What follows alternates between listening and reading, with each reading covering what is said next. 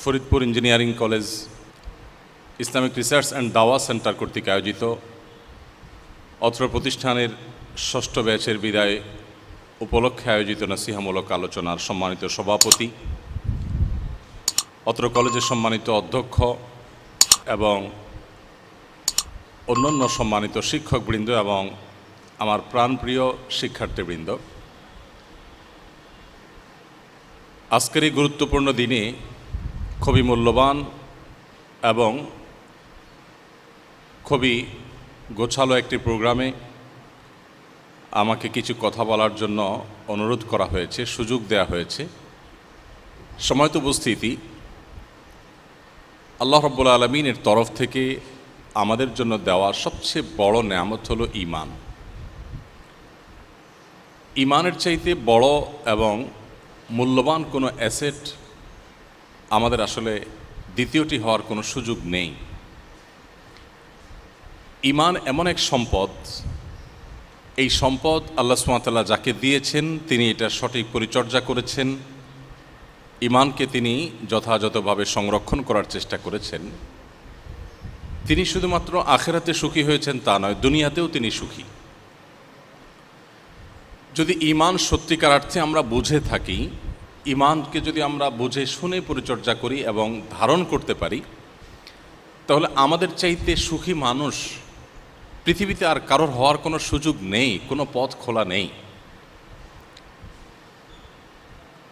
আমাদের সমস্যার বড় একটি জায়গা হলো যে আমরা বেশিরভাগ মুসলিম, যারা আমরা মুসলিম বাই বর্ণ, আমরা জন্মসূত্রে যারা মুসলমান, আমরা আসলে না ঈমানটাকে বোঝার চেষ্টা করেছি কখনো, না ঈমান সম্পর্কে ন্যূনতম কোনো ধারণা আমাদের মধ্যে তৈরি করেছি বা কোনো ধারণা আমরা রাখি। ঈমানকে আমরা অনেকে মনে করি এটা নিছকই একটা এমন বিশ্বাসগত বিষয় যে বিষয়ের সপক্ষে কোনো যৌক্তিকতা নেই, যেটা আসলে যুক্তি নির্ভর নয়, এরকম বিষয়কে আমরা অনেকে ঈমান মনে করি। অথচ ঈমান যদিও আল্লাহ রাব্বুল আলামিন, আখিরাত, সমস্ত নবী রাসূলগণ, সমস্ত আসমানি কিতাব, তাকদীর ইত্যাদি বিষয়ের উপরে বিশ্বাস করার নাম, দৃঢ় বিশ্বাস করার নাম, কিন্তু এই বিশ্বাসগুলো একেবারে যুক্তিহীন, একেবারেই নিছকই বিশ্বাস নির্ভর, ব্যাপারটি সেরকম নয়। তবে হ্যাঁ, ঈমান এটা শুধুমাত্র যুক্তির উপর দাঁড়িয়ে থাকা কোনো বিষয় নয়, তবে ঈমানের প্রতিটি পয়েন্টের পেছনে রয়েছে অসংখ্য যুক্তি। আল্লাহ রাব্বুল আলামিন আমাদেরকে যে ইসলাম দিয়েছেন, এখানকার প্রতিটি বিষয়, প্রতিটি আদেশ, প্রতিটি নিষেধ, প্রতিটি পয়েন্ট, এগুলোর পেছনে রয়েছে বহুবিধ যুক্তি, যার কোনোটি হয়তো মানুষ আবিষ্কার করেছে 500 বছর আগে, কোনোটি হয়তো ইসলামের নবী করিম সাল্লাল্লাহু আলাইহি সাল্লামের যে আবির্ভাব তার 1000 বছর পর আবিষ্কৃত হয়েছে, কোনোটির যৌক্তিকতা প্রমাণিত হয়েছে আরও পর, কোনোটি হয়তো এখন থেকে আরও 200, 400, 500 বা 1000 বছর পর প্রমাণিত হবে। তবে এটুকু সত্য যে আল্লাহ রাব্বুল আলামিন যে আমাদের ঈমান আনয়নের নির্দেশ করেছেন, এটা নিছকই আল্লাহর নির্দেশ, এর সপক্ষে বা এই ঈমান আনয়ন করার পেছনে কোনো যুক্তি নেই, ব্যাপারগুলো সেরকম নয়। আমি সেদিকে দীর্ঘ আলোচনা যেতে পারবো না, কারণ আমাদের আর অনেক কথা বলতে হবে। শুধু একটি পয়েন্ট আমি বলতে চাই, ঈমান বিল আখিরাহ বা আখিরাতের প্রতি বিশ্বাস পার্থিব জগতই শেষ নয়, বরং পার্থিব জগতের পরের যে মৃত্যু পরবর্তী জীবন আসছে সেটি আসল জীবনের শুরু, এবং সেই জীবনের, সে জগতের কোনো শেষ নেই। এই যে পরকালের প্রতি বা আখিরাতের প্রতি ঈমান, খোলা চোখে দেখলে মনে হয় বিষয়টি একেবারেই যুক্তিহীন বা যুক্তি নির্ভর নয়। আমরা যদি বিষয়টিকে এভাবে দেখি যে একজন মানুষ পৃথিবীতে তিনি কোনোভাবে নির্যাতিত হয়েছেন, কোনোভাবে তার অধিকার ক্ষুণ্ণ করা হয়েছে, তিনি দুর্বল ছিলেন, কোনোভাবেই নিজের অধিকারকে তিনি প্রতিষ্ঠা করতে পারেননি, এই লোকটি সারা জীবন চাপে ছিলেন, প্রেসারে ছিলেন, জুলুম সয়ে সয়ে তাকে দুনিয়া থেকে চলে যেতে হয়েছে, এরকম বহু মানুষ নিশ্চয়ই আমাদের আশেপাশে আমরা খুঁজলে পাব। প্রশ্ন হলো, এই যে লোকটি নির্যাতিত হয়ে, নিষ্পেষিত হয়ে, জুলুমের শিকার হয়ে, অধিকার বঞ্চিত হয়ে নির্মমভাবে মৃত্যুকে তিনি বরণ করে দুনিয়া থেকে চলে গেলেন, এখানেই যদি সব কিছুর শেষ হয়ে যায়, এখানে যদি সব কিছুর পরিসমাপ্তি হয়ে যায়, তাহলে বিষয়টি এই দাঁড়ালো যে পৃথিবীতে কেউ জোর জবরদস্তি কারোর জুলুম করার ক্ষমতা থাকলে তিনি সেটা করতেই পারেন, আর যে দুর্বল সে নিষ্পেষিত হবে, সে জুলুমের শিকার হবে, তার সান্ত্বনার কোনো জায়গা নেই। আর এই বিষয়টি পৃথিবীর কোনো সমাজে, কোনো মানুষের কাছে কোনো অবস্থাতেই গ্রহণযোগ্য হতে পারে না। এই প্রশ্নের উত্তর বা এই পরিস্থিতির থেকে উত্তরণের কোনো পথ যারা আখিরাতের প্রতি ঈমান আনে না বা আখিরাতে বিশ্বাস করে না তাদের কাছে কিন্তু নেই। ঈমানদারের কাছে এর জবাব আছে যে একজন মানুষ তিনি দুনিয়াতে নির্যাতিত হয়ে যদি দুনিয়া থেকে চলে যান, আখিরাতে আল্লাহ রাব্বুল আলামিন তার প্রতি সুবিচার করবেন। সেখানে কারোর পেশি শক্তি, সেখানে কারোর লবিং, সেখানে কারোর কোনো অন্যায় আচরণ, কোনো কিছু করবার কোনো সুযোগ থাকবে না। অতএব যে নিষ্পেষিত হয়ে, জুলুমের শিকার হয়ে দুনিয়া থেকে মৃত্যুবরণ করলেন, অধিকার বঞ্চিত হয়ে যে ব্যক্তিকে দুনিয়া থেকে যেতে হলো, তারও একটা সান্ত্বনার জায়গা থাকছে, ভরসার একটা জায়গা থাকছে, এবং সেটার বিহিত হবে। এজন্য আখিরাত বলতে কিছু একটা আছে, অনন্ত অসীমকালের যাত্রা, এটা সত্য, মহাসত্য। এই বিশ্বাসটাই বরং যৌক্তিক, এটাকে অবিশ্বাস করা বরং অযৌক্তিক। যদিও আমি আগে বলেছি যে ঈমান, ইসলামের কোনো বিষয় যুক্তির উপর দাঁড়িয়ে নেই বা যুক্তির উপর নির্ভর নয়, এমন নয় যে যুক্তির উপরেই তাকে দাঁড়িয়ে থাকতে হয়েছে, বরং আল্লাহ রাব্বুল আলামিনের প্রত্যেকটা আদেশ, প্রতিটা নিষেধ, এর পেছনে বহুবিধ যুক্তি আছে। যুক্তি শুধুমাত্র সেগুলোকে দাঁড় করিয়ে রেখেছে তা নয়, যুক্তি তো আমাদের বিবেক প্রসূত, এটা পরিবর্তনশীল, এটা ভুল হতে পারে, সঠিক হতে পারে, এটা কোনো সঠিক বা ভুলের কোনো মানদণ্ড হতে পারে না। কিন্তু তারপরেও দিন শেষে একজন মুসলিম হিসাবে, একজন ঈমানদার মানুষ হিসাবে আমাদের এটি জানা থাকা দরকার যে আল্লাহ রাব্বুল আলামিনের কোনো আদেশ নিষেধই আমাদেরকে তিনি অযৌক্তিকভাবে করেননি। হয়তো আমার কাছে অযৌক্তিক মনে হতে পারে, আমার পরের জেনারেশনের কাছে এটা যৌক্তিক মনে হতে পারে, এরকম বহুবিধ বিষয় আছে। তো যে কথাটি আমি বলছিলাম যে ঈমান হলো আমাদের সবচেয়ে বড় অ্যাসেট, সবচেয়ে বড় সম্পদ। মুশকিল হলো এই ঈমান আনতে আমাদের কষ্ট করতে হয়নি, আমরা জন্মসূত্রে মুসলমান, এজন্য ঈমানের কোনো ভ্যালু, এর কোনো মূল্য বা এর কোনো মর্যাদা আমরা বেশিরভাগ মুসলমানরা অনুধাবন করি না। যেহেতু আমার মা বাবা মুসলমান, একটা মুসলিম ফ্যামিলিতে, মুসলিম সোসাইটিতে আমার জন্ম হয়েছে, সেজন্য সেই সূত্রে আমি মুসলমান। ইসলামের জন্য আমার বিশেষ কোনো পরিশ্রম করতে হয়নি, কষ্ট করতে হয়নি, ইসলাম জানার চেষ্টা করে বুঝে আমাকে মুসলমান হতে হয়নি, এজন্য এটার কদর আমার খুব একটা নেই। এর বিপরীতে আমরা যে সমস্ত মানুষদেরকে দেখি তারা ইসলামে এসেছেন অন্য ধর্ম থেকে, ইসলামকে তারা স্টাডি করেছেন, পড়াশোনা করেছেন, গবেষণা করেছেন, ইসলামকে জানার চেষ্টা করেছেন, এরপরে তারা ইসলামে এসেছেন, এই মানুষগুলো ইসলামের ব্যাপারে খুবই সিরিয়াস। তারা ইসলামকে প্র্যাকটিস করেন জেনে বুঝে। তাদের ইসলাম প্র্যাকটিসটা আমাদের সাধারণ বা গতানুগতিক বা জন্মসূত্রে মুসলমানদের মতো গুরুত্বহীনতার সাথে সাধারণত হয় না।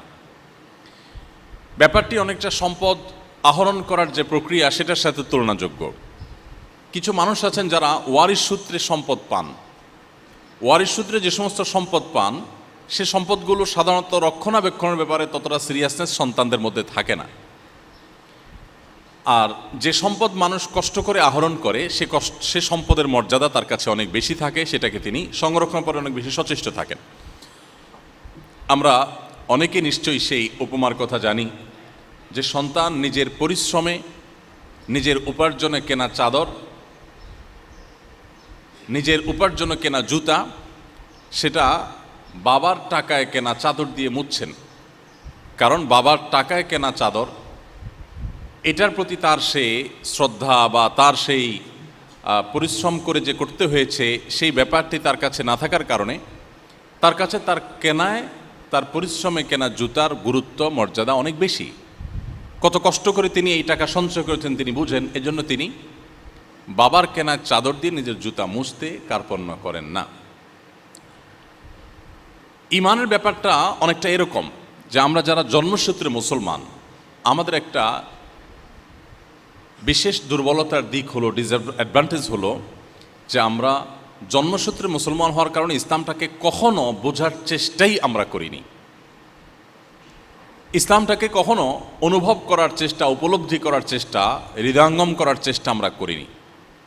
আমাদের ইমানকে যে কখনো পরিচর্যা করতে হয় এই ধারণাই হয়তো আমাদের অনেকের মাথায় কখনো আসেনি।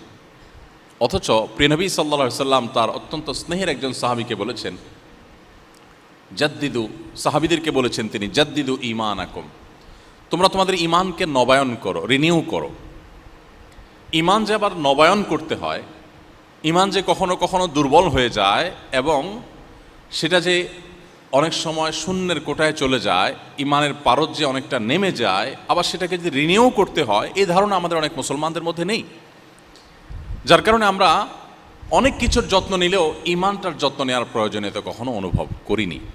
সম্মানিত উপস্থিতি, আজকের অনুষ্ঠানের মাধ্যমে আমি আপনাদেরকে বিনীতভাবে অনুরোধ করতে চাই যে আমাদের ঈমানটাকে আমরা সংরক্ষণ করবার চেষ্টা করি, ঈমানকে পরিচর্যা করার চেষ্টা করি। কিভাবে করতে পারি? প্রথমত, ঈমান সম্পর্কিত জ্ঞান অর্জন করার মাধ্যমে। ঈমান সম্পর্কিত জ্ঞান অর্জন যদি আমরা না করি, কিসে আমাদের ঈমান রক্ষা হয়, কিসে আমাদের ঈমান নষ্ট হতে পারে, ঈমান বিষয়টা কি, এগুলো সম্পর্কে আমাদের পড়াশোনা করা দরকার, জানাশোনা থাকা দরকার।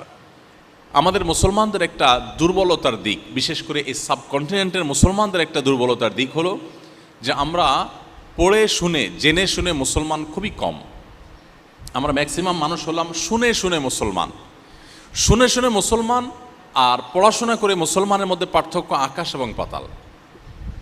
একজন মানুষ যখন ইসলামটাকে জানার চেষ্টা করেন, বোঝার চেষ্টা করেন, এরপর তিনি ইসলাম প্র্যাকটিস করেন, তার ইসলামটা যতটা উপভোগ্য হয়, তার ইসলামটাকে তিনি যতটা এনজয় করতে পারেন, ইসলামটা পালন তার কাছে যতটা তৃপ্তিদায়ক হয়, একজন মানুষ গতানুগতিক মুসলিম হয়ে ইসলাম পালন করলে সেটি তার কাছে অনেকটা বোঝা মনে হয়। সেটি তিনি জাস্ট করার জন্য করা, সেই দিক থেকে তিনি করেন। এই জন্য ঈমান সম্পর্কে আমাদের জানা থাকা দরকার, পড়াশোনা করা দরকার। আমি অত্যন্ত আনন্দিত হয়েছি যে এই কলেজে আলহামদুলিল্লাহ সেই ব্যবস্থাপনা আছে। ইতোমধ্যে আলহামদুলিল্লাহ এখানে নানামুখী দাওয়াতি কার্যক্রম হয়ে থাকে এবং এখানে শিক্ষার্থীদের উদ্যোগে, শিক্ষকদের সহযোগিতায় আলহামদুলিল্লাহ কোরআনে কারিমের হিফজের ব্যবস্থাও আছে এবং দিন শেখার আয়োজন আছে। আফটার কলেজ প্রোগ্রাম এখানে রয়েছে আলহামদুলিল্লাহ। এটা আপনাদের জন্য অনেক বড় সৌভাগ্যের একটি বিষয়। বিশেষ করে শিক্ষা জীবনে এরকম একটা সুযোগ থাকা, এটা আমাদের জন্য আল্লাহর পক্ষ থেকে অনেক বড় একটি নেয়ামত। আমি আশা করব যে সে নেয়ামতের সর্বোচ্চ আপনারা কদর করার চেষ্টা করবেন। সম্মানিত উপস্থিতি, আমি শুরুতে বলছিলাম যে ঈমান আমাদেরকে শুধু আখিরাতে নয় দুনিয়াতেই সুখী করবে। মানুষকে সুখী করার জন্য ঈমানের চাইতে পাওয়ারফুল আর কোনো বিষয় হতে পারে না। কিভাবে? আমি সেই জায়গায় যাচ্ছি। ঈমানের বিষয়টি হলো এত গুরুত্বপূর্ণ যে যার ঈমান ঠিক আছে, ঈমানটা বিশুদ্ধ, শিরক মুক্ত, নিফাক বা কপটতা মুক্ত, পিওর, তার সে ঈমান, এটি যদি তিনি সঠিকভাবে নিজের মধ্যে ধারণ করতে পারেন, ভালো কাজ পরিমাণে তিনি যদি কমও করেন, আল্লাহর কাছে ঈমানটা সঠিক থাকার কারণে যেটুকু ভালো কাজ করেছেন তার বিনিময় পাবেন। আর যদি ঈমানের মধ্যে ভেজাল থাকে বা ঈমানটা সঠিক না থাকে বা সংশয়পূর্ণ ঈমান থাকে, আমাদের মুসলমানদের একটা বড় অংশ আছেন যাদের ঈমানটা সংশয়পূর্ণ ঈমান, যাদের ঈমানটার মধ্যে দৃঢ়তা নাই, দৃঢ় বিশ্বাস নাই। কোরআনে কারিমের একেবারে শুরুতেই সূরা বাকারাতে আল্লাহ তাআলা বলেছেন, আলিফ লাম মিম যালিকাল কিতাব লা রাইবা ফীহ হুদাল লিল মুত্তাকিন আল্লাযীনা ইউমিনুনা বিল গায়বি ওয়া ইউকিমুনাস সালাহ ওয়া মিম্মা রাযাকনাহুম ইউনফিকুন। এই যে আয়াত, এই আয়াতের মধ্যে আপনি লক্ষ্য করবেন যে আল্লাহ রাব্বুল আলামিন মুত্তাকিদের পরিচয় দিয়ে, কোরআন কাদের জন্য উপকার হবে তাদের পরিচয় দিতে গিয়ে বলেছেন যে তারা ঈমান আনবে, এবং একটা পর্যায়ে বলেছেন ওয়াবিল আখিরাতি হুম ইউকিনুন, তারা আখিরাতের প্রতি দৃঢ় বিশ্বাস রাখে, আখিরাতের প্রতি কোনো সন্দেহপূর্ণ বিশ্বাস সংশয়পূর্ণ বিশ্বাস যদি থাকে তাহলে এটা ঈমান নয়। ঈমান হলো সংশয়ের ঊর্ধ্বে দৃঢ় বিশ্বাসের নাম। এখন আমাদের অনেকের মধ্যে সংশয় কাজ করে, এবং এই সংশয়টা যে কাজ করে এটার পেছনে কিছু ভূমিকা, কিছু কাজ আছে। এক তো শয়তানের ভূমিকা রয়েছে, আর একটা হলো যে শয়তানের দোসর মানুষ শয়তানদের ভূমিকা রয়েছে, যে কীভাবে মানুষের মধ্যে সংশয় সৃষ্টি করা যায়, কীভাবে মানুষের মধ্যে সন্দেহের দানা সৃষ্টি করা যায়। এরকম অনেককেই আমরা সংশয় নিয়ে ঈমানদার। সংশয়মুক্ত ঈমান এটার উপমা হলো, আমার সামনে যদি কোনো একটি মোমে আগুন জ্বালানো থাকে, আমি কখনো সে আগুনে হাত দেব না। কেন হাত দেব না? কারণ আমি জানি যে আগুনে হাত দিলে আমার হাত পুড়ে যাবে। আগুনে হাত দিলে যে আমি ক্ষতিগ্রস্ত হব, কষ্ট পাবো, আমার হাত পুড়ে যাবে, এই জিনিসটির প্রতি আমার দৃঢ় বিশ্বাস আছে, কোনো সংশয়পূর্ণ বিশ্বাস নয়। যার কারণে কেউ আমাকে জোর করেও সে আগুনে হাত দেওয়াতে পারবে না। ঠিক একইভাবে ঈমান মানুষকে পরিচালিত করে। আমরা যে যতটা সৎ সে ততটা ঈমানদার। মুসলমানদের মধ্যে যে যতটা সৎ সে ততটা ঈমানদার, যে যতটা অসৎ সে ততটা ঈমান থেকে দূরে। কারণ কারোর মধ্যে যদি এই বিশ্বাস থাকে যে পৃথিবীর প্রত্যেকটা কাজ, আমাদের দুনিয়ার জীবনের প্রত্যেকটা কাজের হিসাব আল্লাহর কাছে দিতে হবে, এটা যদি দৃঢ় বিশ্বাস থাকে, এবং জাহান্নাম এবং জান্নাতের প্রতি তার যদি দৃঢ় বিশ্বাস থাকে, তাহলে সে কখনো অসৎ পথে চলতে পারে না। অতএব যে যতটা খারাপ পথে চলছেন তার ভেতরে ঈমানের দুর্বলতা তত বেশি, আর যিনি যতটা নিজেকে সংযত করতে পেরেছেন তার ভিতরে ঈমানের পাওয়ার তত বেশি। এই জন্য ঈমানটা যেহেতু আমাদেরকে পরিচালিত করে, আমাদের বিশ্বাসটাই যেহেতু আমাদেরকে নিয়ন্ত্রণ করে, আমি যা বিশ্বাস করি সে অনুযায়ী পদক্ষেপ নিয়ে থাকি। অতএব আমার সব কিছুর আগে আমার বিশ্বাসের পরিচর্যা, আমার ঈমানের পরিচর্যা করতে হবে। ঈমানের পরিচর্যার জন্য, ঈমানকে দৃঢ় করবার জন্য দুটি বিষয় খুব বেশি কার্যকর ভূমিকা রাখে। এর একটি হলো কোরআনে কারীমের তিলাওয়াত, বিশেষ করে কোরআন বুঝে পড়া, আর অপরটি হলো প্রিয় নবী সাল্লাল্লাহু আলাইহি সাল্লামের সিরাত, তার পুরো জীবনী আগাগোড়া স্টাডি করা, পড়া।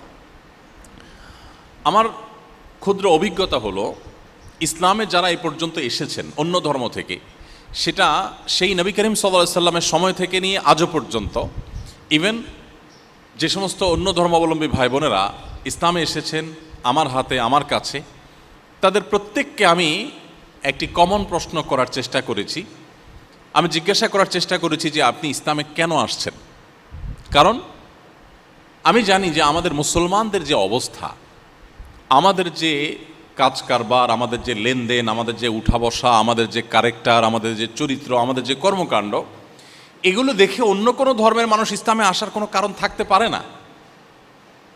আমাদের যে অবস্থা, তাতে বরং দুর্বল ঈমানের মুসলমানরা ইসলাম থেকে চলে যায় কিনা সে আশঙ্কা আছে। অন্য ধর্ম থেকে ইসলামে আসার তো কোনো কারণ থাকতে পারে না। এই জন্য আমি কৌতূহলী হয়ে জিজ্ঞাসা করার চেষ্টা করি নমুসলিমদেরকে যে আপনি ইসলামে কেন আসছেন ভাই? কোন জিনিসটা আপনাকে ইসলামে টেনে আনছে? আমি প্রথম মনে করতাম যে হয়তো কোনো আলেম, কোনো স্পিকার, কোনো আলোচক, কোনো স্কলারের বক্তব্য, কারো লেকচার বা কোনো বই পুস্তক পড়ে মানে ইসলামে এসছেন। কেউ কেউ সেভাবে বা সেই কারণে ইসলামে আসেনও, কিন্তু আমার অভিজ্ঞতা বলে ম্যাক্সিমাম মানুষ যারা অন্য ধর্ম থেকে ইসলামে এসছেন তারা এই দুটি কারণে, অর্থাৎ হয় তারা কোরআন পড়েছেন, আর না হলে নবী করিম সাল্লাল্লাহু আলাইহি ওয়াসাল্লামের সিরাত পড়েছেন। এই দুটির কোনো একটি দ্বারা প্রভাবিত হয়ে তিনি ইসলামে এসেছেন। আপনি যদি একেবারে গোড়ায় চলে যান, দেখবেন ওমর রাদিয়াল্লাহু তাআলা আনহুর ইসলাম আনয়নের পেছনে কোরআনে কারীমের তেলাওয়াত শুনেছেন তিনি, যেখানে তিনি নবী করিম সাল্লাল্লাহু আলাইহি ওয়াসাল্লামকে হত্যা করতে যাচ্ছিলেন দায়িত্বপ্রাপ্ত হয়ে।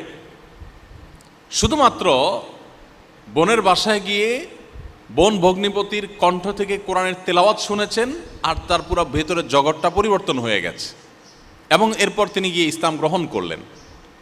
তুফাইল ইবনে আমর আদ-দৌসি, তিনি দৌস গোত্রের অত্যন্ত স্বনামধন্য সাহিত্যিক এবং কবি ছিলেন। ইয়েমেনের মানুষ ছিলেন।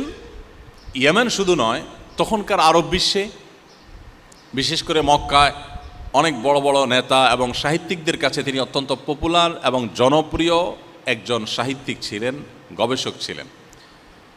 তুফাইল ইবনে আমর আদ-দৌসি এসেছেন ওমরা করতে, ওমরা বা হজ করতে এসেছেন। মক্কায় আসার পর মক্কায় থাকা তার বন্ধুরা বললেন, দোস্ত, ওমরা বা হজ করতে আসছো ভালো কথা, খবরদার আমাদের এখানে একটা লোক, তার নাম মোহাম্মদ, তার কাছে আল্লাহর পক্ষ থেকে নাকি ওহী আসে, সে সেগুলো যখন তেলাওয়াত করে, এগুলো যখন মানুষ মনোযোগ দিয়ে শুনে, এগুলোর অর্থ অনুধাবন করে, তখন মানুষ সেখানে তার কাছে নত হয়ে যায় এবং বাপদাদার ধর্ম, শিরক যেটা মূর্তি পূজা ইত্যাদি, সেগুলো ছেড়ে ইসলামে চলে আসে।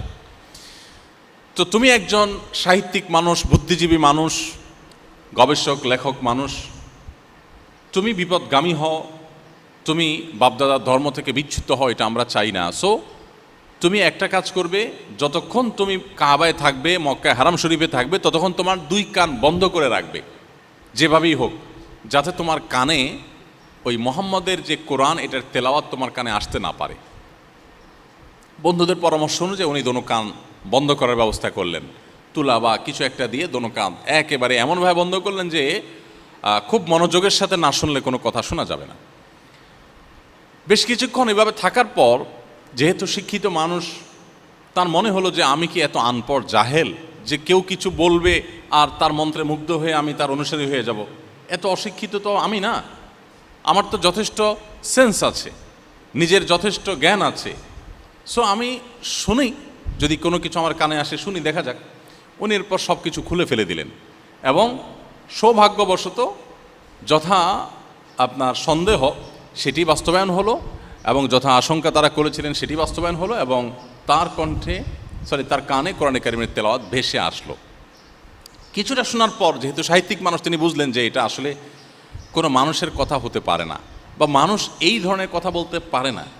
তিনি তখন অনেকটা ব্যাকুল হয়ে গেলেন মুহাম্মদ সাল্লাল্লাহু আলাইহি ওয়াসাল্লামের সাথে সাক্ষাৎ করবার জন্য। কিন্তু মুশকিল হলো, মক্কার বড় বড় নেতারা, যারা তার দোস্ত বন্ধুবান্ধব, তারা যদি শুনে যায় তাহলে মান সম্মান যাবে, তারা তাকে হ্যাও করবে, হাসাহাসি করবে, তুমিও ধরা খেলে। এই জন্য আলী রাদিয়াল্লাহু তাআলা আনহুকে খুঁজে বের করে তার সাথে চুক্তি করলেন যে তুমি আমাকে মুহাম্মদের কাছে নিয়ে যাবে এবং এমনভাবে যাবে যে আমি তোমার সাথে যাচ্ছি এটা যেন কেউ টের না পায়। তুমি সামনে সামনে যাবে, আমি অনেক দূর থেকে তোমাকে ফলো করব। যদি ইতিমধ্যে কোনো নেতা, নেতৃস্থানীয় কোনো ব্যক্তি এসে যায় যারা আমাকে চিনে, আমি বাহির থেকে ওমরা করতে আসছি, আমাকে জানে, যারা আমার পার্সোনালিটি যারা জানে, তারা কেউ যদি এসে যায়, আমি জুতা সারার ভান করে বসে যাব, তুমি তোমার হাঁটা কন্টিনিউ করবে। ভাবটা এমন হবে যে তোমার সাথে আমার কোনো সংযোগ নেই। এইভাবে করতে করতে নবী করিম সাল্লাল্লাহু আলাইহি সাল্লামের কাছে গেলেন। এরপর যাওয়ার পর ইসলাম গ্রহণ করলেন। ইয়েমেনের প্রথম ব্যক্তি যিনি ইসলাম গ্রহণ করেন এবং তার মাধ্যমে পুরো ইয়েমেন ঈমানের আলো দ্বারা আলোকিত হয়। কারণ হিসাবে ভূমিকা রেখেছে এই কোরআন। এই কোরআন আমরা আজও পড়ি, কিন্তু তোফায়েল ইবনে আমর আদ-দৌসি যে মুহূর্তের কোরআন তেলাওয়াতের কারণে তার পরিবর্তন এসেছে, আমাদের 30 পারা কোরআন বারবার শুনছি, বারবার তেলাওয়াত করছি, আমাদের মধ্যে পরিবর্তন আসছে না। এর অন্যতম একটা বড় কারণ হলো কোরআন বোঝার কোনো চেষ্টা আমাদের মধ্যে নেই। আমরা আমাদের আস-সুন্নাহ ফাউন্ডেশন থেকে 2024 থেকে 2025-এর রমাদানের মধ্যবর্তী এই 12 মাস, পুরো বছরটাকে আমরা কোরআন বর্ষ ঘোষণা করে সারা দেশের সর্বস্তরের মানুষকে কোরআনে কারিম বুঝে পড়ার প্রতি আমরা উদ্বুদ্ধ করে একটা প্রতিযোগিতার ঘোষণা দিয়েছি এবং সেই প্রতিযোগিতায় আমরা 15 লক্ষ টাকার পুরস্কার ঘোষণা করেছি এবং প্রথম, দ্বিতীয়, তৃতীয় যারা হবেন তাদের জন্য রয়েছে সম্পূর্ণ বিনা খরচে ওমরার ব্যবস্থা। আরও অনেক বিপুল পরিমাণে পুরস্কারের ব্যবস্থা আমরা রেখেছি। 6 ধাপে পরীক্ষাটা হচ্ছে।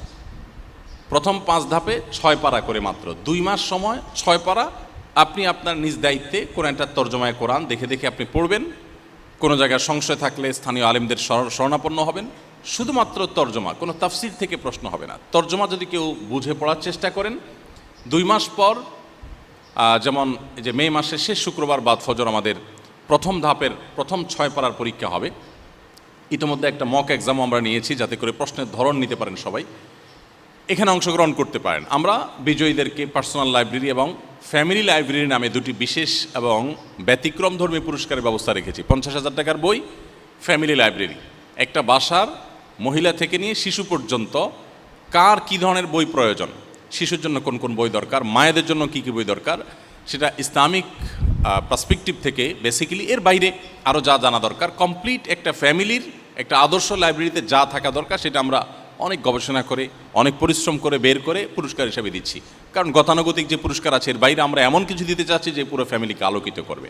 যাই হোক, তো আপনাদেরকে আমি উদাত্ত আহ্বান করব যে কোরআন জানবার যে প্রয়োজনীয়তা আছে আমাদের ঈমানকে বৃদ্ধি করবার জন্য, সেই প্রয়োজনীয়তা পূরণ করার একটা সুবর্ণ সুযোগ এটি। পড়াশোনার ফাঁকে ফাঁকে আমরা চাইলে এই কম্পিটিশনে আমরা অংশগ্রহণ করতে পারি এবং আমাদের ইমানকে আমরা বৃদ্ধি করতে পারি। তো আমি যেটি বলছিলাম যে কোরআন থেকে মানুষ ইসলামে এসেছে এর সংখ্যা ম্যাক্সিমাম, অর্থাৎ যত মানুষ ইসলামে এসেছে তার বেশিরভাগ মানুষই কিন্তু ইসলামে এসেছেন কোরআনের কারণে, আর অবশিষ্ট মানুষগুলো দেখবেন সিরাতের কারণে। আপনি মদিনাতে মক্কায় যারা ইসলাম গ্রহণ করেছেন, এই যে লক্ষাধিক সাহাবী ইসলাম গ্রহণ করেছেন, তাদের জীবনে যদি আপনি স্টাডি করেন আপনি দেখবেন যে বেশিরভাগ মানুষ ইসলাম গ্রহণ করেছেন প্রিয় নবী সাল্লাল্লাহু আলাইহি সাল্লামের ব্যক্তিত্বে মুগ্ধ হয়ে। এবং একজন বন্দী মদিনার এক খুঁটির সাথে তাকে বেঁধে রাখা হয়েছিল, একটি গোত্র নেতা, গোত্রের প্রধান ছিলেন তিনি। ঘটনা আপনারা অনেকে পড়েছেন বিভিন্ন বই পুস্তকে। নবী করিম সাল্লাল্লাহু আলাইহি সাল্লাম ওই বন্দীর কাছে এসে তার সাথে কুশল বিনিময় করলেন, তুমি কেমন আছো কি। লোকটি বেশ ক্রুদ্ধ হয়ে নবী সাল্লাল্লাহু আলাইহি সাল্লামের সাথে একরকম অসৌজন্যমূলক জবাব দিলেন, কথাবার্তা বললেন। নবী সাল্লাল্লাহু আলাইহি সাল্লাম খুব ধৈর্যের পাহাড় ছিলেন। তার জীবনে এত ঘাত প্রতিঘাত এসেছে যে জন্মের আগে থেকে জীবনে চ্যালেঞ্জ শুরু হয়েছে, জন্মের আগে থেকে, দুনিয়ায় আসার আগে থেকে চ্যালেঞ্জের শুরু। তিনি যখন মাতৃগর্ভে তখনই বাবাকে হারিয়েছেন, চ্যালেঞ্জ সেখান থেকে শুরু। এরপরে জন্মের পরপর যখন এখনও তার শৈশব পার করতে পারেন নাই, তখনই তার মাকে হারালেন। এরপর যখন কৈশোরে পা দিলেন, মোটামুটি একটু বুঝতে শিখলেন, তার একমাত্র আশ্রয়ের জায়গা ছিল দাদা আব্দুল মুত্তালিব, তাকেও হারালেন। এরপর যখন তার পরবর্তী আশ্রয়স্থল ছিল তার চাচা আবু তালেব, কিছুদিন যেতে না যেতেই যখন একের পর এক মানুষ শত্রুতা শুরু করলো, চতুর্পাশ থেকে আক্রমণ আসতে লাগলো, মক্কায় তার বেঁচে থাকাটাই যখন দায় হয়ে গেল, ঠিক এরকম কঠিন সময়ে তার সর্বশেষ আশ্রয়দাতা আবু তালেবকেও তিনি হারালেন। এবং এরকম কঠিন একটি সময়ে তার জীবনের অন্যতম ভরসার জায়গা তার স্ত্রী উম্মুল মুমিনিন খাদিজা রাদিয়াল্লাহু তাআলাকেও হারালেন। জন্মের আগে থেকে মাথায় বিপদ করে নিয়ে এসে জন্মের পর প্রতিটি পদক্ষেপে বিপদ একটির পর একটি তার সামনে এসেছে, মুখোমুখি হয়েছেন এবং এত চ্যালেঞ্জের বাধা পাহাড় মাথা নিয়ে সামনে অগ্রসর হয়েছেন। এরপর মক্কায় যে অবশিষ্ট দিনগুলো ছিল সেগুলো ছিল নির্যাতনের, নিষ্পেষণের, সেগুলো ছিল জুলুমের, সেগুলো ছিল ভয়ঙ্কর। 3 বছর লাগাতার অবরোধ তার প্রতি এবং তার অনুসারীদের প্রতি, যারাই ঈমান এনেছে তাদের প্রতি। সে অবরোধ এর ধরন কেমন ছিল? আজকাল যে পৃথিবীতে অবরোধ দেওয়া হয় এটা সেরকম অবরোধ ছিল না, এর চাইতে অনেক বেশি ভয়ঙ্কর ছিল। তাদের সাথে মক্কার কোনো মানুষ কথা বলতো না। মুসলমান হয়েছেন তো হাতে গোনা কয়েকজন, আর পুরা মক্কা নগরীর যে শত শত হাজারো মানুষ, কেউ তাদের সাথে কথাও বলতেন না, কোনো কিছু তাদের কাছে বিক্রি করতেন না, তাদের কাছ থেকে কিনতেন না। আমরা একটু যদি চিন্তা করি যে এই ধরনের অবরোধ যদি এই যুগে হয়, মানুষের হয়তো বিকল্প বহু পথ মানুষের কাছে খোলা থাকতে পারে, কিন্তু যখন মক্কার মতো জায়গায় যেখানে কোনো ফল ফসল তেমন একটা হয় না, সম্পূর্ণই মরুভূমি, রুক্ষ একটি জায়গা, পাহাড়ি একটা এলাকা, সেখানে যদি সমাজের সর্বস্তরের মানুষ সামান্য কয়েকজন মানুষের সাথে এই ধরনের অবরোধ করে এবং সেই অবরোধটা যদি টানা 3 বছর কন্টিনিউ করে, তাহলে পরিস্থিতি কতটা ভয়াবহ হতে পারে। সাহাবীদের ক্ষেত্রে, প্রিয় নবী সাল্লাল্লাহু আলাইহি ওয়াসাল্লামের ক্ষেত্রে সেটাই হয়েছিল।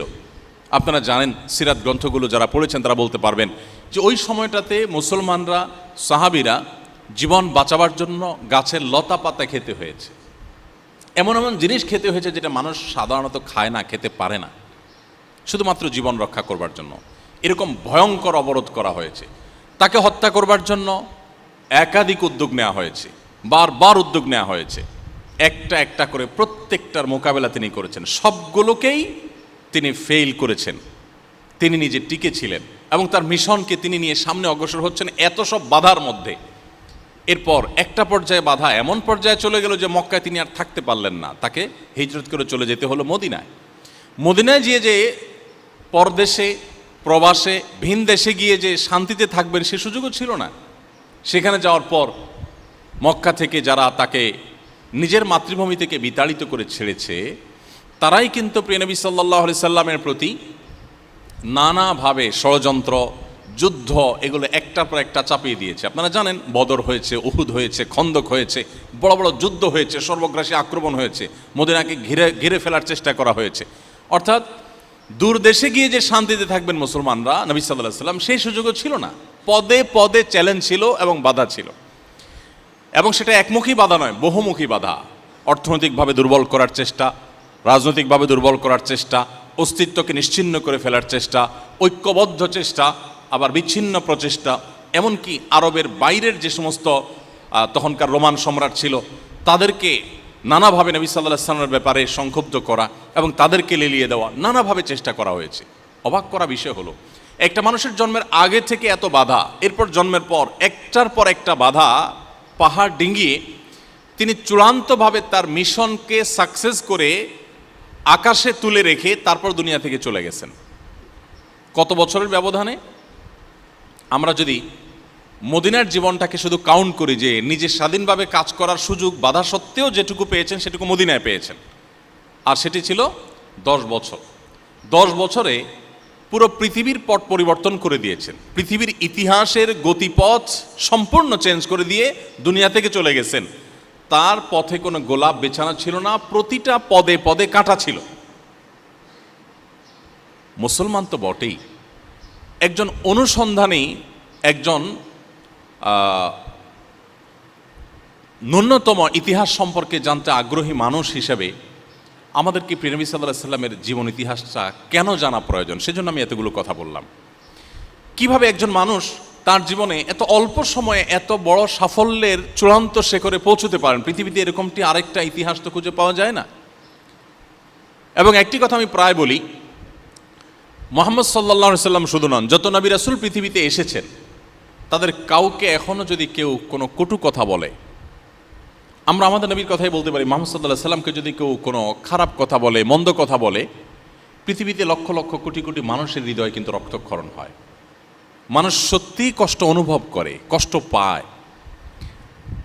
1400 বছর আগে তো দূরের কথা, 500 বছর আগে চলে গেছেন পৃথিবী থেকে এমন কোনো ক্ষমতাধর রাজা কিংবা জনপ্রিয় কোনো ব্যক্তিত্ব কিংবা কোনো ভালো মানুষ আপনি দেখাতে পারবেন না, যে লোকটাকে ঢাকার গুলিস্তানের মোড়ে দাঁড়িয়ে তার 14 গোষ্ঠী ধরে যদি কেউ গালিগালাজ করে বা নিন্দামন্দ করে বা তাকে খারাপ কথা বলে, তাহলে একজন মানুষও বলবে যে আমি হৃদয়ে কষ্ট অনুভব করছি। একটা মানুষ আপনি হয়তো পাবেন না।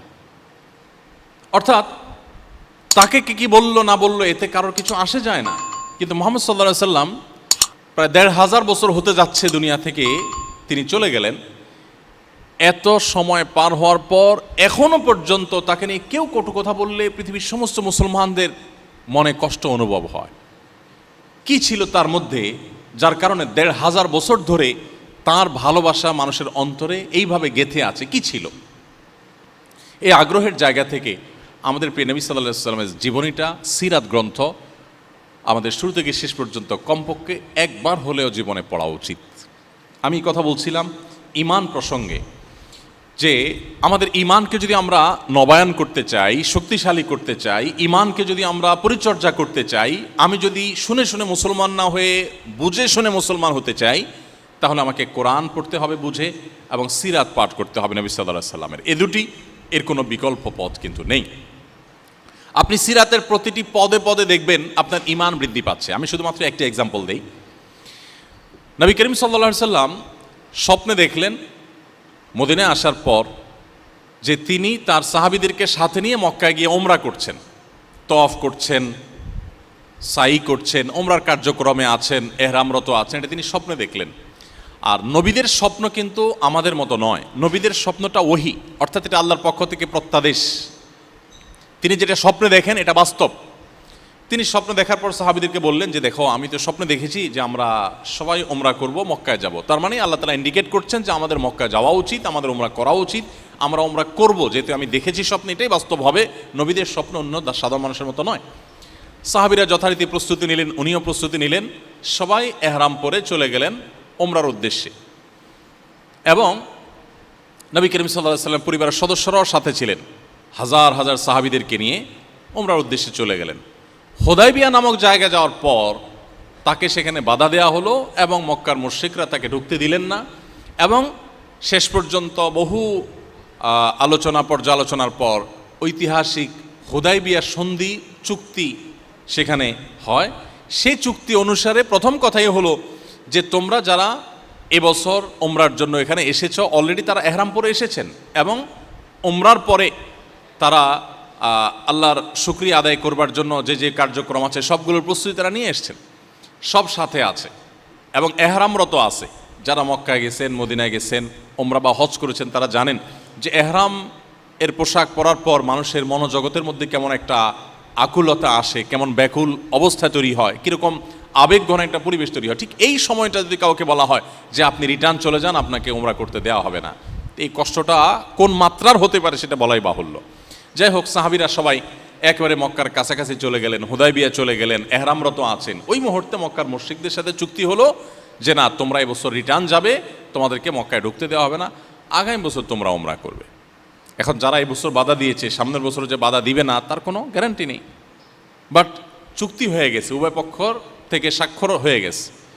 সাহাবীদের মনের অবস্থা বলাই বাহুল্য, খুব মনোবেদনায় আছেন। নবী করিম সাল্লাল্লাহু আলাইহি সাল্লাম নির্দেশ করছেন, সাহাবীদের মধ্যে সেটা কোনো মানে অ্যাক্টিভিটিস দেখা যাচ্ছে না, সেটা পালন করার কোনো মানসিকতা দেখা যাচ্ছে না। নবী সাল্লাল্লাহু আলাইহি সাল্লাম নিজেও চিন্তিত হয়ে পড়লেন যে কী ব্যাপার, যে সাহাবীরা আমার নির্দেশ দেওয়ার আগে তারা প্রস্তুত থাকে, এখন তারা কোনো কথাই মানছে না। সবাইকে বলা হচ্ছে মাথার চুল চেঁচে ফেলার জন্য যে ওমরার সর্বশেষ কার্যক্রম, যদিও তো অফসাই করি নাই, যেহেতু বাধাগ্রস্ত হয়েছে, আমরা মাথা চুল চেঁচে হলক করে আমরা ফেরত যাব। সাহাবীরা কেউ চাচ্ছেন না। নবী করিম সাল্লাল্লাহু আলাইহি সাল্লাম চিন্তিত হয়ে পড়লেন। এই যে একটা কঠিন সময়, এই কঠিন সময়ে আমরা হলে কি করতাম, একটু যদি আমরা ভাবি, আমরা হলে কি করতাম? সবার মধ্যে এই প্রশ্ন আসতো। আমরা খুব ভদ্রতার সাথে হলেও বলতাম, হে আল্লাহর রাসূল, আপনি না স্বপ্নে দেখেছেন যে আমরা ওমরা করছি এবং সেই স্বপ্নের বাস্তবায়নের জন্য আপনি আমাদের নিয়ে এসেছেন। এখন দেখা গেল যে কই, আমরা ওমরা তো করতে পারছি না, আপনি বলছেন ফেরত যেতে, তাহলে আপনার স্বপ্ন বাস্তবায়ন হলো কই? নবীদের স্বপ্ন তো ভুল হয় না, তো আপনি ৯০ হয়ে থাকলে এটা কিভাবে হলো? নিশ্চয়ই আমরা এরকম প্রশ্ন করতাম। সাহাবীদের কারোর মনে হয়তো এই প্রশ্ন আসে নাই। ঐতিহাসিকগণ হুদায়বিয়ার ঘটনার বর্ণনা উল্লেখ করতে গিয়ে কোনো সাহাবীর এরকম কোনো মন্তব্য দেখাতে পারেননি, কারণ মনে এরকম সন্দেহ ছিল না। আমি যে সন্দেহের ঊর্ধ্বে থেকে ইমান, সন্দেহাতীত ইমান, দৃঢ় বিশ্বাসের যে ইমান, সেটার কথা বলছিলাম, এটা হলো তার এক্সাম্পল। আপনি যখন সিরাত পড়বেন তখন দেখবেন যে এরকম একটা পরিস্থিতি তৈরি হয়েছে যে ইমান চলে যাওয়ার উপক্রম, ইমান থাকার কথা নয়, কিন্তু সাহাবীদের ইমান সম্পূর্ণ অটল ছিল। তারা বিশ্বাস করতেন মুহাম্মদ সাল্লাল্লাহু আলাইহি সাল্লাম যা বলেছেন সেটা সত্য, আমার চোখ যদি দেখে তার বিপরীত কিছু, তো আমার চোখ মিথ্যা। সেটা হয়তো প্রমাণ হতে পারে এক সময় যে আমার চোখ মিথ্যা দেখেছে, ভুল দেখেছে, কিন্তু তিনি ভুল বলতে পারেন না। সাহাবীদের সে বিশ্বাস ছিল। পরবর্তীতে দেখা গেল কি, 1 বছর পর তারা ঠিকই মক্কায় গিয়ে তারা ওমরা করলেন। শুধু ওমরা করলেনই তা নয়, তারা 1 বছরের ব্যবধানে তারা পুরো মক্কাকে বিজয় করলেন, জয় করলেন। তো নবী করিম সাল্লাল্লাহু আলাইহি সাল্লামের স্বপ্ন যেটা তিনি দেখেছেন, সাহাবীদেরকে সে স্বপ্ন বাস্তবায়ন করার জন্য সাথে নিয়ে গেছেন, বাধাগ্রস্ত হয়ে ফিরে এসেছেন। আমরা হলে অনেকে সেখান থেকেই বেঈমান হয়ে যেতাম, কিন্তু সাহাবীদের ঈমান এত বেশি অটল ছিল যে কোনো কিছুতে সেটা থেকে তাদেরকে টলাতে পারে নাই। সম্মানিত উপস্থিতি, এজন্য আপনাদেরকে আমি অনুরোধ করলাম যে আমাদের ঈমানকে পরিচর্যা করবার জন্য জীবনে একবার হলেও কোরআনের শুরু থেকে শেষ পর্যন্ত একটু বুঝে পড়া এবং নবী করিম সাল্লাল্লাহু আলাইহি সাল্লামের সিরাত গ্রন্থ, তার জীবনী গ্রন্থ, কমপক্ষে একটি জীবনী গ্রন্থ শুরু থেকে শেষ পর্যন্ত একবার পড়া, এই দুটি বিষয় আমাদের ঈমানকে বৃদ্ধি করতে, ঈমানকে মজবুত এবং স্ট্রং করতে অনেক বেশি সহযোগিতা করবে ইনশাআল্লাহ তাআলা। এর পাশাপাশি আপনারা যারা বিদায়ী শিক্ষার্থী, বিদায়ী ব্যাচ আছেন, আপনাদেরকে আমরা বলতে চাই যে আপনারা যখন কর্মের জগতে প্রবেশ করবেন, সেরকম জগতে প্রবেশ করার পর অনেক প্রতিকূল পরিবেশ আপনাদেরকে পেয়ে বসবে। এরকম প্রতিকূল পরিবেশে আপনার ঈমানকে ধরে রাখার জন্য আপনার প্রয়োজন হবে বিশেষ বিশেষ প্রচেষ্টা। এর ভিতরে একটা হলো যেটি আমি বললাম যে কোরআন এবং সিরাত, এই দুটিকে আপনি আঁকড়ে ধরবেন এবং ভালো করে পড়বেন। ভালো করে পড়লে সবচেয়ে বড় লাভ হবে যে আপনার ইসলামটাকে আপনি এনজয় করতে পারবেন। ইসলামটা আপনি শুধুমাত্র আন্ধাধুন্ধা ইসলাম বা যা শুনে শুনে ইসলাম পালন করার যে বিষয়, সেখানে থাকবে না। আপনি ইসলামটা বুঝে বুঝে ইসলাম গ্রহণ করলে বা ইসলাম পালন করলে প্রতিটা ইবাদতে আপনি আলাদা তৃপ্তি অনুভব করবেন ইনশাআল্লাহ তাআলা। সেই সাথে দ্বিতীয় যে বিষয়টি আমি বলতে চাই তা হলো ইসলামটা আমাদের শেখা দরকার। ঈমানকে পরিচর্যা তো আমরা করবই, এর পাশে ইসলামটা শেখার চেষ্টা করব। ইসলাম শেখার ব্যাপারে আমাদের তেমন কোনো প্রচেষ্টা দেখা যায় না। আমরা শুনে শুনে মুসলমান বেশিরভাগ ক্ষেত্রেই যা সবাইকে করতে দেখছি আমরা তাই করছি, আমাদের ইসলাম নিয়ে পড়াশোনা খুব একটা করা হয় না। আমরা ইসলামটা শেখার জন্য যদি ভালো ভালো কিছু বই পড়ি, যেমন ডক্টর খন্দকার আবদুল্লাহ জাহাঙ্গীর মাওলা ইসলাম বিশ্ববিদ্যালয় কুষ্টিয়ার আল হাদিসের প্রফেসর ছিলেন, মারা গেছেন। স্যার বেশ কিছু বই আছে একেবারে ইসলামের বেসিক বিষয়গুলো জানার জন্য অনেক বেশি উপকারী। এই বইগুলো যদি আপনার কাছে থাকে, আপনি যদি পড়েন, এরকম আর অনেক বই আছে, অনেক বই আছে যে বইগুলো আমাদেরকে ইমানের বেসিক বিষয়গুলো, ইসলামের বেসিক বিষয়গুলো জানতে সহযোগিতা করবে। এগুলো যদি আমার কাছে থাকে এবং পুরো বই যদি আমি ভালো করে পড়ি, অনেকগুলো কোর্স আছে, যেমন আপনাদের এখানে আফটার কলেজ কোর্স আছে আমি শুনলাম, এই কোর্সটা সম্পর্কে আমি জানি, খুবই সুন্দর এবং চমৎকার একটি কোর্স।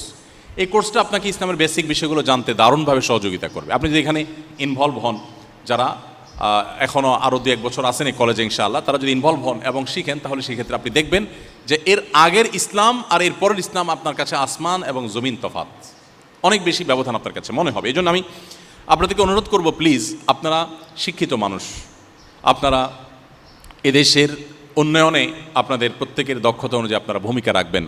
শুধু এদেশ নয়, বিশ্ব মানবতার কল্যাণে আপনারা প্রত্যেকে নিজেকে যার যার মতো নিজ জায়গা থেকে আপনারা অবদান রাখবেন। অতএব আপনারা যদি ইসলামটা জানার চেষ্টা না করেন, বোঝার চেষ্টা না করেন, আপনি যদি একজন অশিক্ষিত বা শিক্ষাবঞ্চিত মানুষের মতো ইসলামটা আপনার চর্চা করেন, তাহলে সেটা অবশ্যই দুঃখজনক হবে এবং সেটা কাঙ্ক্ষিত হবে না। এই জন্য আমি আপনাদেরকে বলতে চাই যে আপনারা প্লিজ ইসলামটাকে পড়ুন, জানার চেষ্টা করুন, স্টাডি করুন। আপনি যদি ইসলামকে পড়েন, জানেন এবং বই পুস্তক পড়ে পড়ে ইসলামটাকে চর্চা করার চেষ্টা করেন, আমি বিশ্বাস করি যে আপনার এই ইসলামটাকে আপনি এতটা এনজয় করবেন যে ইসলাম ছাড়া আপনি আর বেঁচে থাকা আপনার জন্য দায় হবে। আপনি ইবাদত ছাড়া টিকে থাকতে পারবেন না, আপনি আল্লাহর আনুগত্যের মধ্যেই স্বাদ এবং তৃপ্তি পাবেন। আপনাকে সততার পথে রাখবার জন্য আর কোনো মোটিভেশনের প্রয়োজন হবে না, যদি ইসলামটাকে আপনি সত্যিকার অর্থে বুঝে শুনে ধারণ করতে পারেন। এই জন্য আমার বিনীত অনুরোধ থাকবে আপনাদের প্রতি, প্লিজ আপনারা ইসলামটাকে জানার চেষ্টা করুন। ইসলামকে জানার জন্য ওয়াজ শুনলে হবে না, ইসলামকে জানার জন্য আপনাকে বই পুস্তক পড়তে হবে অথবা নিয়মতান্ত্রিক কোনো কোর্স করতে হবে। আজকাল অনলাইনে অনেকগুলো কোর্স আছে, যেগুলো কোরআনিক অ্যারাবিকের জন্য কোর্স আছে, ইসলামিক স্টাডিজের জন্য কোর্স আছে, সাধারণ শিক্ষিত মানুষদের জন্য ডিজাইন করা কোর্স আছে, দেশীয় কোর্স আছে, দেশের বাইরের স্কলারদের কোর্স আছে, ইংরেজিতে আছে, বাংলায় আছে, নানা রকমের কোর্স আছে। আপনার সে সমস্ত কোর্সগুলোতে ইনভলভ হতে পারেন, সেগুলোতে ইনভলভ হয়ে আপনার ইসলামটাকে শেখার চেষ্টা করতে পারেন নিয়মতান্ত্রিকভাবে। এখানে যেটা আফটার কলেজ হয়ে থাকে, অনেক জায়গায় আফটার স্কুল আছে, এই সমস্ত কোর্সগুলোতে আপনি ইনভলভ হতে পারেন। নিজস্ব উদ্যোগে বই পুস্তক পড়ে ইসলাম শেখার চেষ্টা করতে পারেন, অবশ্যই সেটা কোনো ভালো আলেমের তত্ত্বাবধানে থেকে। সেক্ষেত্রে ইসলাম শেখার যে ফরজিয়ত, এটা আমাদের আদায় হবে ইনশাআল্লাহ। আমরা তো সেই ধর্মের অনুসারী যেই ধর্মের প্রথম নির্দেশ হলো ইকরা। আপনি আরেকটা ধর্ম, আরেকটা দর্শন পৃথিবীতে দেখাতে পারবেন না যে ধর্মের প্রথম কথা হলো পড়ো। আমাদের কোরআনের প্রথম আয়াত কি? ইকরা। প্রথম শব্দই হলো ইকরা, পড়ো। আজ 2024-এ যখন আমরা আছি, এখন শিক্ষার গুরুত্ব সম্পর্কে গোটা পৃথিবীর মানুষ সচেতন। একজন না খেয়ে থাকা মানুষ, খেটে খাওয়া মানুষ, পরিশ্রমী মানুষ, একজন অশিক্ষিত মানুষ, দিনমজুর মানুষ, তিনিও তার সন্তানকে শিক্ষিত করার প্রয়োজনটা উপলব্ধি করেন।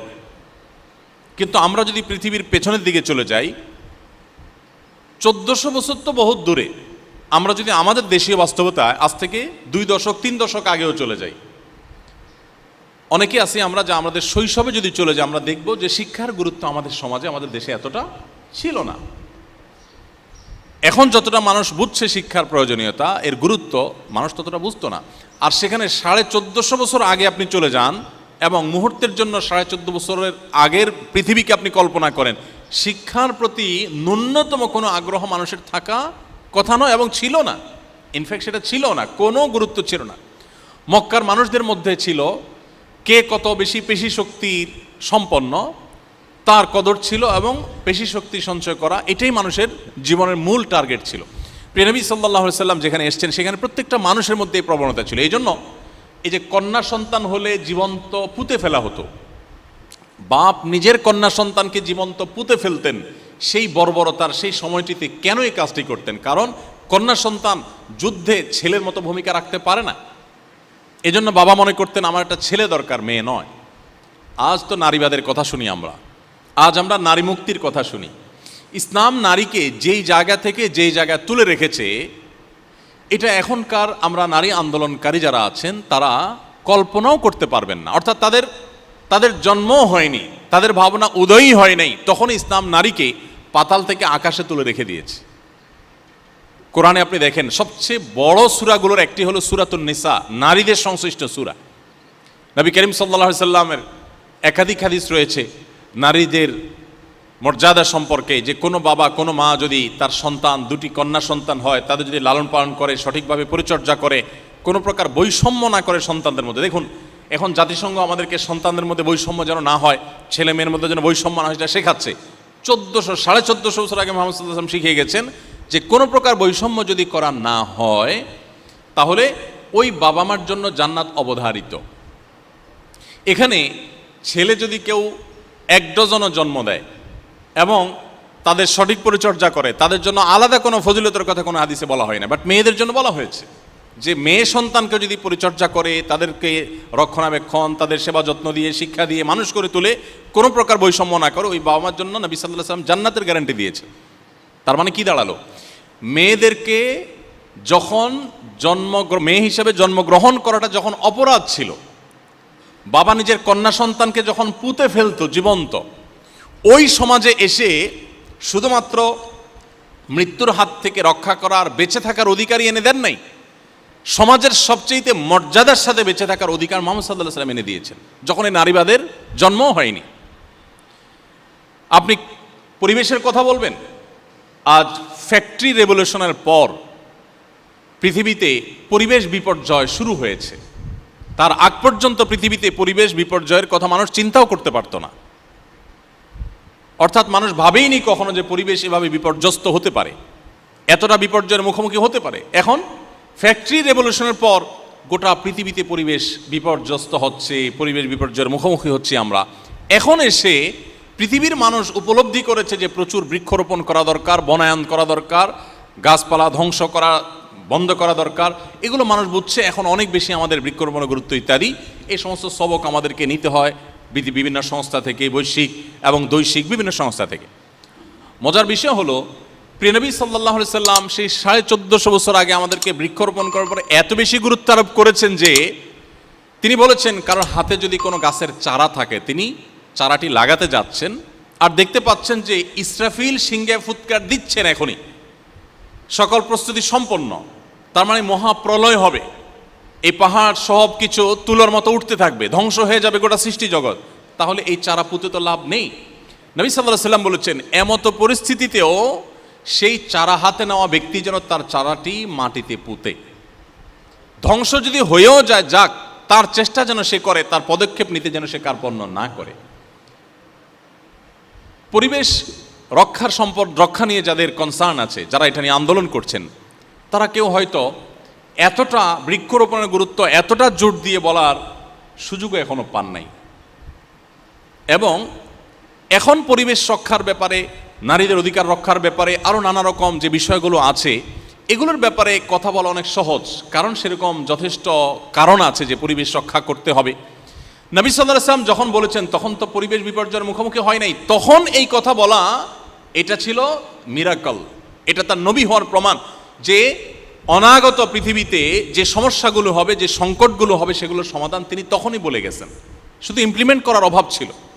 আমরা যদি ইসলামটাকে একটু স্টাডি করি, একটু পড়াশোনা করার চেষ্টা করি, জানার চেষ্টা করি, তো আমার ইসলাম কতটা উপভোগ্য হবে, এটা আমার জন্য কতটা তৃপ্তিদায়ক হবে, এটা আমার জন্য কতটা আনন্দের হবে, সেটা আমি কোনো ভাষায় ব্যক্ত করতে পারবো না। এই জন্য সম্মানিত উপস্থিতি, ইসলামকে জানার চেষ্টা করা আমাদের দরকার, এবং জেনে শুনে যখন ইসলাম গ্রহণ করব, আমরা ইসলামকে পালন করব, সেই ইসলামটা সম্পূর্ণই ব্যতিক্রম হবে। আপনারা, আবারও বলছি, আপনারা শিক্ষিত মানুষ, আপনারা জাতির ভবিষ্যৎ, আপনারা আমাদের প্রিয় স্বদেশ, প্রিয় মাতৃভূমির উন্নয়ন, গোটা বিশ্ব মানবতার উন্নয়নে আপনারা ভূমিকা রাখবেন। আপনারা যদি আপনাদের ইসলামটা অন্য সাধারণ মানুষ যারা ইসলামকে না জেনে, না বুঝে, পড়াশোনা না করে জাস্ট দেখে দেখে ইসলাম পালন করছে, তাদের মতো আপনি ইসলাম পরিচর্যা করেন বা ইসলাম জানার চেষ্টা করেন, ইসলাম চর্চা করেন, তাহলে সেটা হবে খুবই দুঃখজনক অধ্যায়। অতএব আমি আপনাদেরকে বলতে চাই, ঈমানকে পরিচর্যার পাশাপাশি আসুন আমরা ইসলাম শেখার চেষ্টা করি, ইসলাম জানার চেষ্টা করি। এখন থেকে আপনি কিছু বই পুস্তক কিনে সেটা পড়া শুরু করে দেন, এবং কোনো জায়গায় সংশয় হলে আপনি কোনো আলেমের শরণাপন্ন হন, এবং কোনো না কোনো কোর্সে ইনভলভ হয়ে ইসলাম শেখার চেষ্টা শুরু করে দিন। নাম্বার 3, আপনারা যারা এখনও আরও 1 বছর 2 বছর এই কলেজে আছেন, আর যারা চলে যাচ্ছেন বিদায়ী ব্যাচ, আপনাদের সকলকে আমি বলতে চাই, 5 ওয়াক্ত নামাজ আপনার জীবনের যেন এমন একটি বিষয় হয় যে এটার সাথে আপনি কোনো কম্প্রোমাইজ করবেন না, কোনো অবস্থাতেই না। আপনার জীবনে এমন কোনো পরিস্থিতি আসবে না যে পরিস্থিতিতে আপনি নামাজ পড়বেন না। একমাত্র পরিস্থিতি হতে পারে আপনি সেন্সলেস হয়ে গেছেন, আপনার কোনো সেন্স নাই, আপনি বেহুশ হয়ে গেছেন, তাহলে তো আপনার আর নামাজ পড়বার শক্তি নেই। কিন্তু যতক্ষণ পর্যন্ত আপনার সেন্স আছে, ইভেন আপনি দাঁড়াবার ক্ষমতা নাই, নবী করিম সাল্লাল্লাহু আলাইহি ওয়াসাল্লাম বলেছেন বসে পড়ো, বসে পড়তে পারেন না শুয়ে পড়ো, কেন নামাজ পড়বেন? সবচেয়ে সরল উত্তর হলো আপনার আল্লাহর নির্দেশ, আল্লাহর সামনে আপনাকে যেতে হবে, দাঁড়াতে হবে, জবাবদিহি করতে হবে, আপনাকে নামাজ পড়তে হবে। এর পাশাপাশি আমি যেটি বলবো তা হলো, আমি শুরুতে একটা কথা বলেছিলাম, ঈমান শুধু আমাদেরকে আখিরাতে সুখী করবে তা নয়, দুনিয়াতেই সুখী করবে। ঈমানের পাশাপাশি নামাজ হলো মানুষের সুখের একটা মূল মন্ত্র। যারা সঠিকভাবে নামাজ পড়েন তারা বলতে পারবেন, যেই কোনো ডিপ্রেশন, যে কোনো পেরেশানিতে, যে কোনো মুসিবতে, যে কোনো বিপদে মানুষের খুব আগ্রহের সাথে, খুশুর সাথে যথাযথভাবে 2 রাকাত নামাজ যদি কেউ পড়ে, তিনি অনেকটা হালকা হয়ে যাবেন, তিনি অনেকটা প্রশান্তি অনুভব করবেন। এটা যারা নিয়মিত নামাজ পড়েন, সুন্দর করে নামাজ পড়তে জানেন, তারা বলতে পারবেন। যারা নামাজ সঠিকমতোভাবে পড়েন না, বা জুমার নামাজটা হয়তো শুধু পড়েন, 2-4 ওয়াক্ত পড়েন, বাকিগুলো বাদ দেন, বা পড়েন কিন্তু ধীরস্থিরতার সাথে পড়েন না, পড়েন কিন্তু মনোসংযোগের সাথে পড়েন না, এই মানুষগুলো আসলে নামাজের এই অলৌকিকত্ব অনুভব করতে পারবেন না।